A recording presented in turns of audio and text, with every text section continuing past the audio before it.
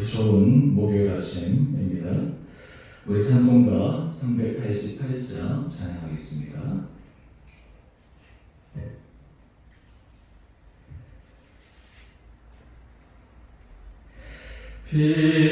비바람이 칠 때와 물결 높일 때에 사랑 많은 우리 주 나를 도와주소서.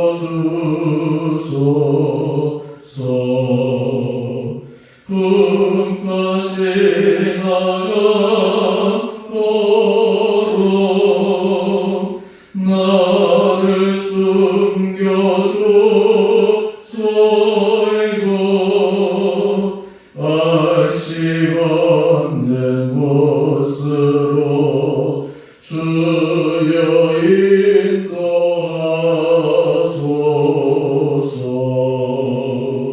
나의 영혼 피할 때 예수밖에 없으니 혼자 있게 마시고 위로하여 주소서. 구주시하옵고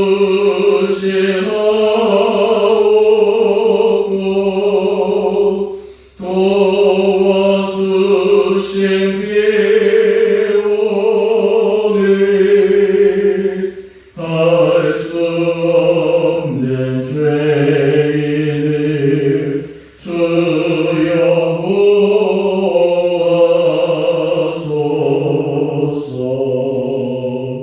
전능하신 예수께 나의 소원이 있으니 병든 자와 맹인이 고쳐주신 빕니다. 나에게는 죄악이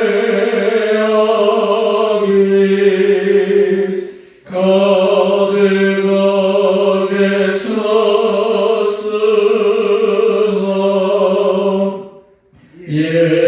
예수께는 진리와 은혜 충만하도다.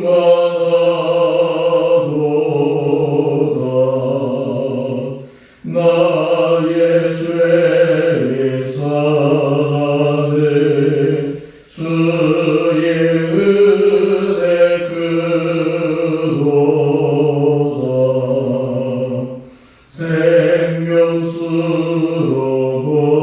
고치사 나를 속게 하소서. 생명수는 예수니 마시게 하시오고 샘물처럼 내 맘에 솟아나게 하소서.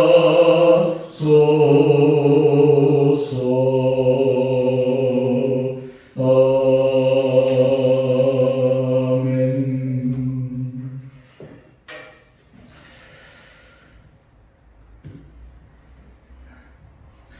오늘 말씀 예레미야 44장 11절에서 19절까지 말씀입니다.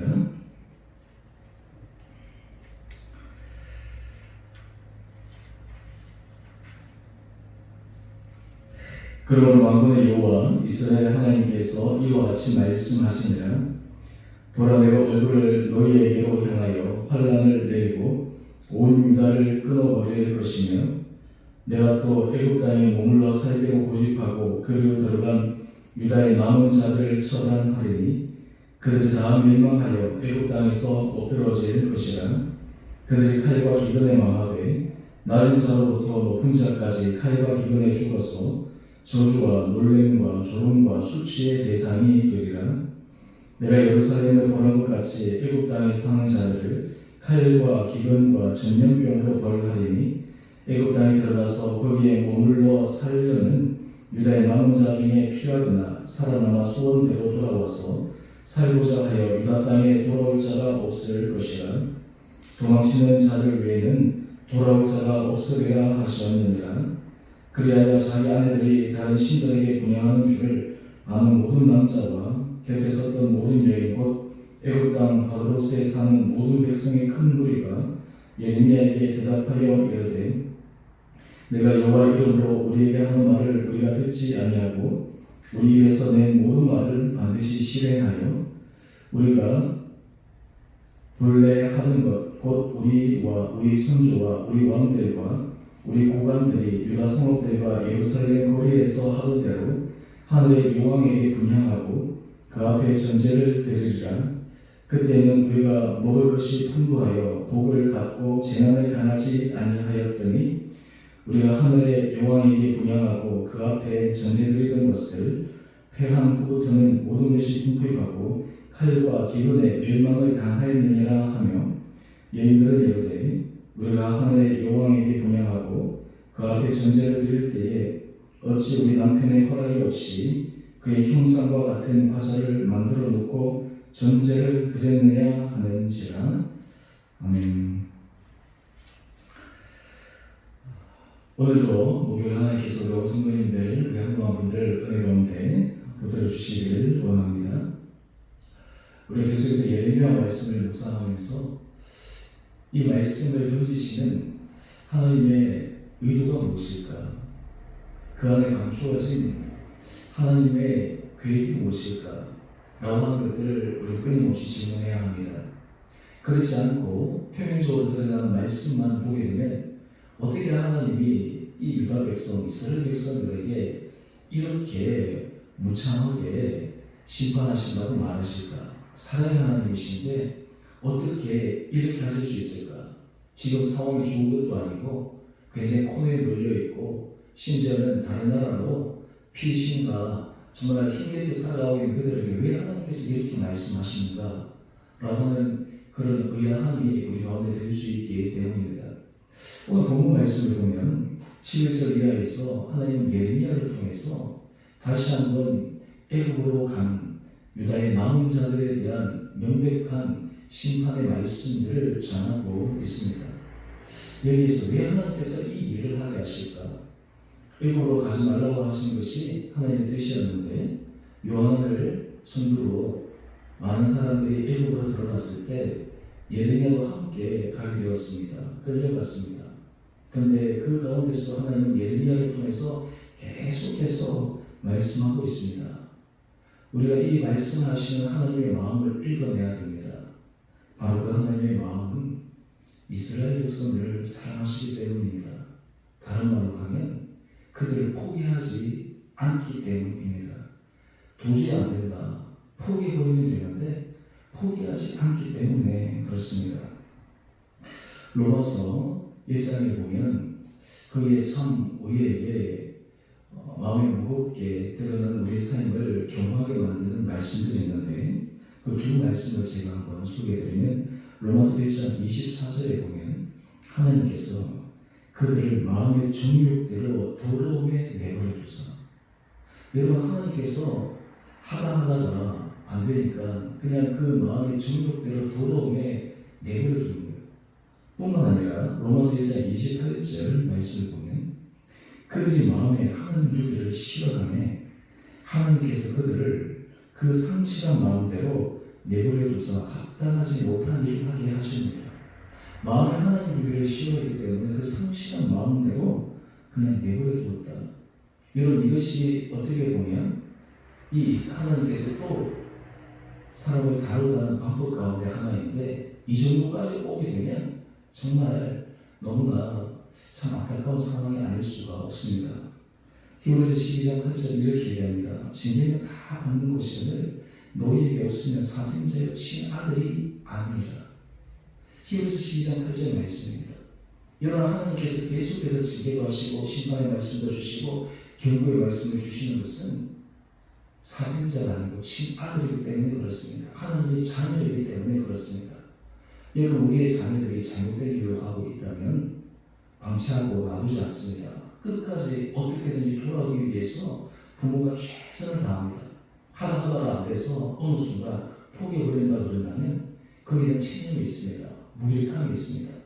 오늘 지금 하나님께서 이 애국으로 간 유다의 남은 자들에게 이렇게 말씀하시는 것은 포기하지 않으시고 이 심판의 경고의 말씀 듣고 그들이 돌이키기를 원하시는 이스라엘 백성들을 향한 하나님의 사랑의 마음을 우리는 이해해야 합니다. 그런데 여러분, 여기서 우리가 하나 또 살펴볼 것이 있습니다. 이 이스라엘 백성들이 지금 마음의 상태가 어떠한가? 하나님이 지금 포기하지 않을 만큼 그들에게 가능성이 있는가라는 것입니다.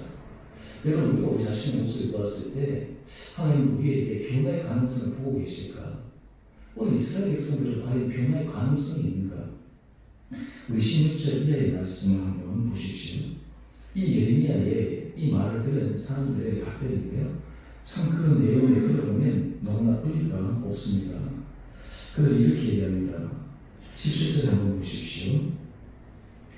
우리 고관들이 유다 성읍들과 예루살렘 거리에서 하던 대로 하늘의 여호와에게 분향하고, 지금 다른 말로 하면 우상 숭배 때문에 예루살렘을 유다가 멸망하고 심지어 바벨론은 포로로 잡혀가고 시리아 왕은 눈이 뽑혀서 잡혀가고 자기들은 애국으로 피난와 있는 이런 상황인데, 자기들이 하늘의 여호와 우상에게 숭배했을 때는 그 다음 말 한번 보십시오.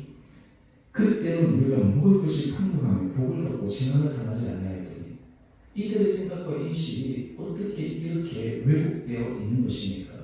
우상 숭배가 망했는데 오히려 그것이 자기들을 재난을 당하지 않고 먹을 것이 풍부하고 복을 받았다라는 것입니다.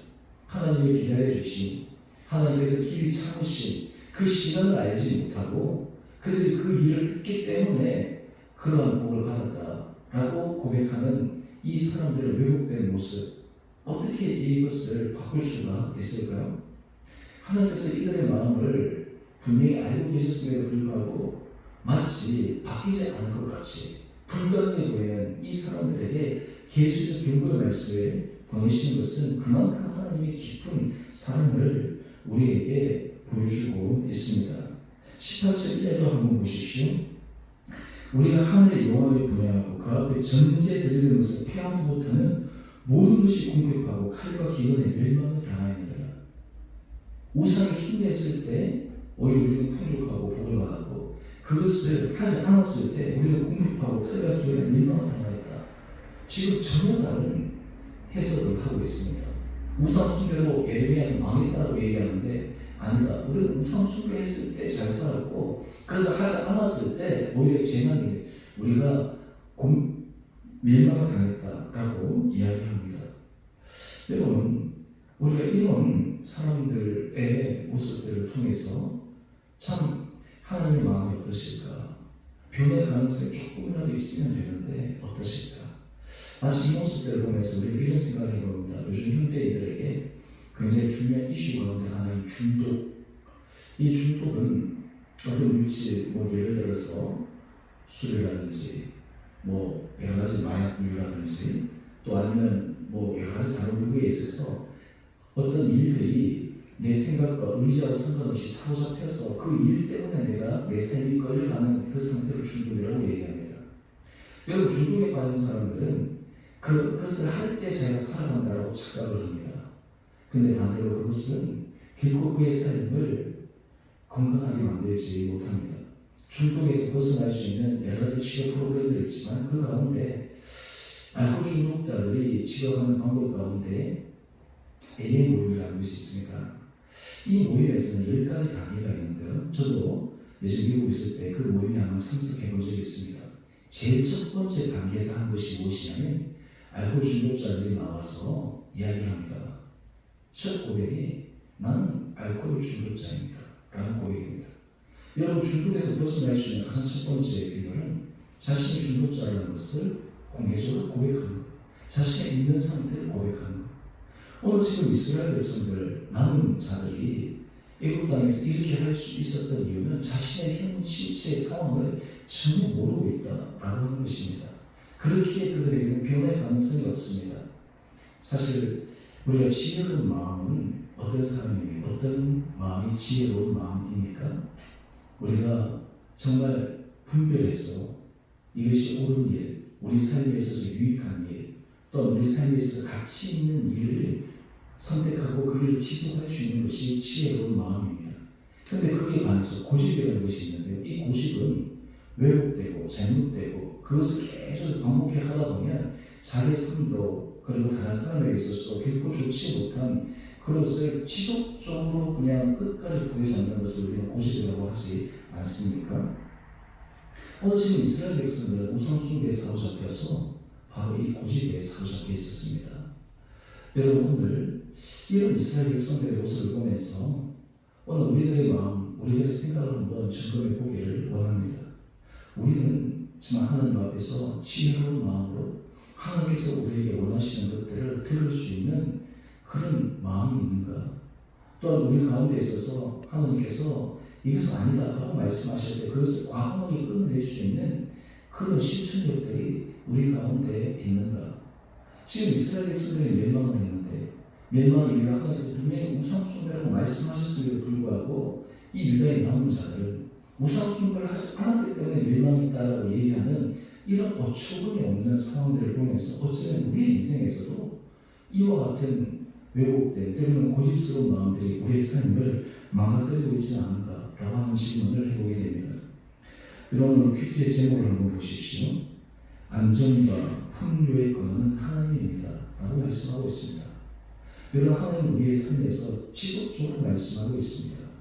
우리 자신을 쳐서 주님 앞에 복종하게 하는 것, 우리 삶의 주인이 주님이시라는 것을 인정하는 것, 이런 삶을 살아갈 때 하나님께서 우리 삶의 안전과 풍요의 은혜를 허락하여 주실 줄 믿습니다.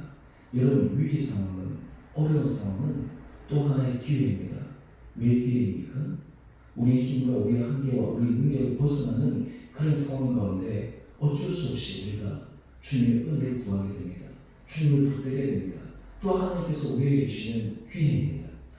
여러분, 이스라엘 백성들의 이런 완고하고 폐역한 마음들을 보면서 하나님 오늘 우리들에게는 정말 지혜로운 마음을 주셔서 선과 악을 분별할 수 있는 마음, 하나님께서 하시는 그 말씀을 내가 그저 귀로만 알겠습니다 입술로만 하는 것은 성을 하는 것이 아니라 진정한 마음으로 받아들일 수 있는 그런 복된 마음을 허락하여 주셔서 이스라엘 백성들과 달리 하나님 은혜 가운데 살아갈 수 있는 복을 허락하여 주옵소서.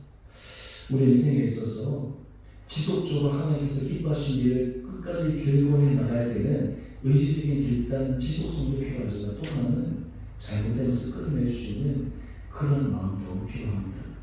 오늘 우리가 이 이스라엘 백성들을 반면교사 삼아 미련해 보이고 아동해 보이고 고집스럽고 정말 머리 폐역한 이들, 그들이 밀망당하는 순간에서 고치지 못한 이들을 보면서 하나님 오늘 우리에게는 은혜를 더하여 주십시오. 우리 삶을 새롭게 하여 주십시오. 그러므로 우리의 삶이 정말 하나님의 은혜의 날개 아래 거하는 우리 온 복된 성도님들 한 분들 되시기를 주님의 이름으로 축원드립니다. 우리 함께 같이 기도하겠습니다.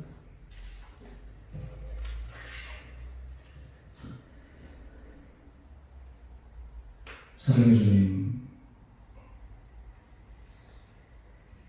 애굽으로 살기 위해 간 그들, 그럼에도 하나님께서 포기하지 않으시고 예레미야를 통해서 지속적으로 심판의 경고의 말씀을 통해 그들의 마음을 돌이키기를 원하시는 하나님의 크고 놀라우신 사랑을 다시 한번 묵상합니다.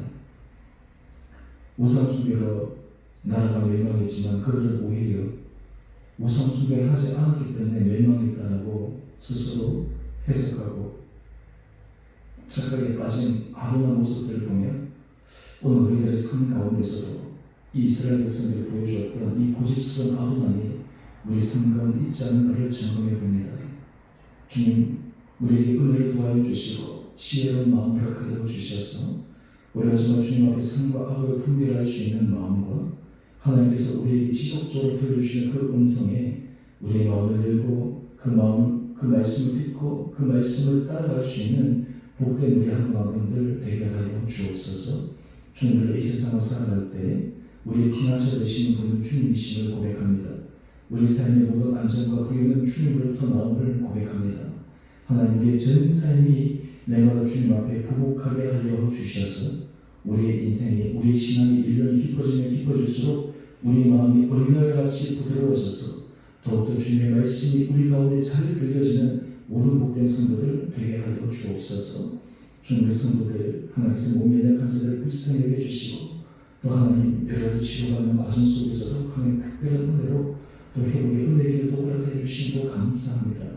하나님, 우리 삶의 어렵고 힘든 순간들, 그것이 우리에게 고통의 순간이지만 오히려 그것을 통해 하나님의 놀라운 은혜를 경험할 수 있는 귀한 기회가 되는 믿음으로 고백하는 우리 한국민들 되게 하여 주시고, 코로나 여러 가지 어려운 상황 속에서 우리 온 성도들 강건하게 붙들어 주시고 날마다 주를 의지하며 주를 사랑하며 말씀 앞에서 기원하게 살아가는 우리 모든 복된 자들 되게 하여 주옵소서. 오늘 하루를 살아갈 때 말씀이 우리를 끌고 가게 하여 주시고 날마다 주님 앞에 우리의 중심을 다해 기도드리게 하여 주시고 우리의 인생이 가면 갈수록 하나님 보시기에 아름답고 사람들에게 선한 영향을 끼치는 복된 삶으로 인도하여 주시기를 우리 사랑하신 예수님 이름으로 기도드리옵나이다. 아멘. 하늘에 계신 우리 아버지, 아버지 이름을 거룩하게 하시며 아버지 나라가 오게 하시며 아버지의 뜻이 하늘에서와 같이 땅에서도 이루어지게 하소서. 오늘 우리에게 일어날 양식을 주시고 우리가 우리에게 잘못한 사람을 용서하여 준 것 같이 우리 죄를 용서하여 주시고 우리를 시험에 빠지지 않게 하시고 악에서 구하소서. 나라와 권능과 영광이 아버지의 것입니다. 아멘. 오늘 주 안에서 믿음으로 승리하시는 복된 하루 되시기를 바랍니다.